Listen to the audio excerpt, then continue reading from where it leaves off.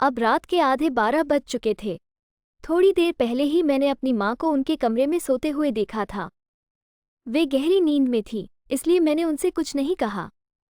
मैं अपने कमरे में चला आया, लेकिन मेरे मन में कुछ अजीब सी बातें घूम रही थी। कुछ ही देर बाद मैंने गहरी सोने वाली आवाज़ सुनी, बेटा, बेटा, कौन है? उसे उन्होंने गड़ेबंदी भरी आवाज़ में कहा। मेरी हड्डियां घरमंदा गई।